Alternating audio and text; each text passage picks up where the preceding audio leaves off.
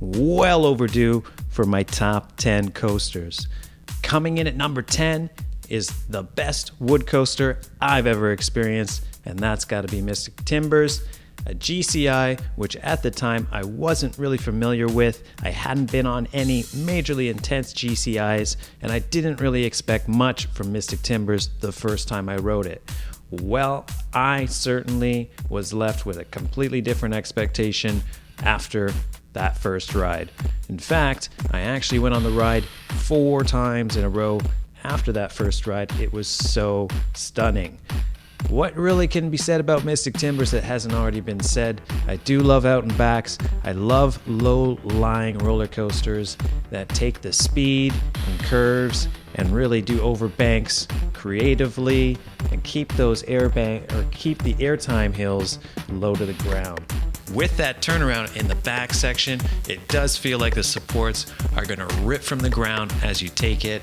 I love that sensation, and you're going to see a theme with my coasters in this list. Coming in at number 9 is Top Thrill Dragster. What can I say other than this was the last coaster that I obsessively followed the construction of, and it was a landmark coaster, as we all know, and I still think, having done a lot of launch coasters by now, that it is still the best launch that you can experience on that type of ride. I will give the disclaimer that I haven't been on King Dakar, but I have been on Dododampa, and when it comes to those experiences, Dragster definitely has it more manageable from a human level, where you don't leave the ride so rattled that you don't know whether or not you're going to ride it again. And really, that front seat ride on Dragster, well, everyone knows what it is. Top Thrill Dragster still leaves that impression even riding today. There was a lot of back and forth in this list, and I'm gonna keep what I originally had in the list at number 8, which is Takabisha. Now, again, this is going on impressions left by rides on the first time of riding them. I didn't know too much about Takabisha at the time. I also had not done a Gerstaller, really surprisingly, at that time either. So there was a lot to expect from Takabisha, being 2018 when I rode it. But at the same time, I did not know that it had a launch to start with, and that was the first impressive part of the ride. Everything after that, really much has been said. I will say that the overbank drop isn't really as impressive to experience as it is to look at, but the inversions on the ride and the general experience of taking them at just the right speed and with the interactivity of the block sections with the cars interacting is definitely impressive and rare to find on roller coasters today. Number 7 has to be the Flying Dinosaur at Universal Studios Japan. The greatest, longest, and in my opinion, most intense flying coaster in the world. It suits its area perfectly. The theming is second to none, including just the queue line alone is worth a visit. But when it comes to elements on this ride, the pretzel loop with the inversion leading into it is just a jaw dropper to look at from the ground and also, of course, to experience. The G-forces in that pretzel loop are similar, if not as intense, as Tatsu at Six Flags Magic Mountain, but when it comes to overall impact and effect, and also the mastery of flying coaster technology in general, the Flying Dinosaur is the best incarnation of the style. And for a personal standpoint, liking flying coasters, I loved this ride. Number 6 is Maverick. There's much that also has been said about this ride, and it is a weird one to put into this list considering I never really rated it so highly until over the years. It definitely left better impressions on me. It may have to do with some of the initial downtime of when it came out, but this intimate blitz coaster has now lived up to its expectations. I wish it had that extra element, but the intense experience left with it overall still leaves you with a breathless experience coming into the brake run. Catapult 10 years later, and we have my number 5 coaster, also an intimate blitz coaster, but theming wise, one of the most impressive constructed in the world. Has to be, of course, Terran at Phantasialand in Germany. This ride takes day to night seriously with two completely separate and unique ride experiences due to the lighting and immersiveness of the ride in Klugheim, the themed area built especially for this ride.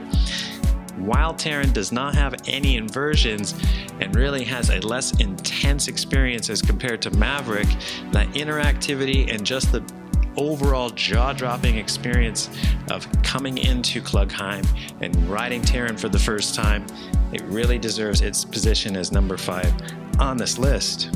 Taking another trip almost across the world, and we're at number 4, which is Ajanaika at Fuji-Q Highland. Once again, this coaster is the most intimidating construction probably ever built, and it lives up to its intimidation. Now, it is a much milder, experience than what X at Six Flags Magic Mountain was for the first time, which I did ride.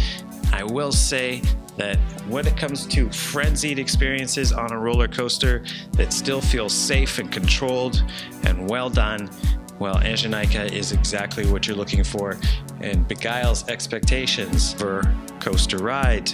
It does appear on many top lists for a reason. Number 3, we're going to go back to impressions, of course, with a ride that's made top 10 lists many years over, but has been dwindling, but personally was a ride that I always was interested in riding. And then I finally did get to experience it in 2017, and I have a particular penchant for Intamin hypercoasters, and this ride did not disappoint. It is Superman the Escape at Six Flags New England. What can I really say about the airtime? The way that spaghetti bowl finish works and interacts with its themed area, and also the drop and location right next to the river. Overall package of this ride with the speed, it's just exactly what I was looking for. If you just like speed, good airtime, an overall perfect package for a roller coaster situated perfectly within the park, then Superman the Escape is the full package. Coming in at number 2, and where we get controversial, Steel Vengeance. Yes, it is the best RMC I've ever ridden. Yes, it is, as per Ajanaika, a frenzied, uncontrolled experience of which you don't really know what's really happened by the time that you come into the brake run for the first time. But is it the best ride in the world? It really depends on your own perspective on what you're looking for in a roller coaster. And as already mentioned, if you do want an experience that from start to finish is unrelenting, Steel Vengeance is your baby. When experiencing it for the first time, I will say I felt no nostalgia for Mean Streak, having ridden that ride in its first year of opening, and I do think that as this ride settles into itself over the ensuing years, it may be a ride that finds itself at the top of this list for a long time to come. Number 1 on the list is just a ride that suited my personal tastes for what I was looking for in an ultimate experience in a roller coaster.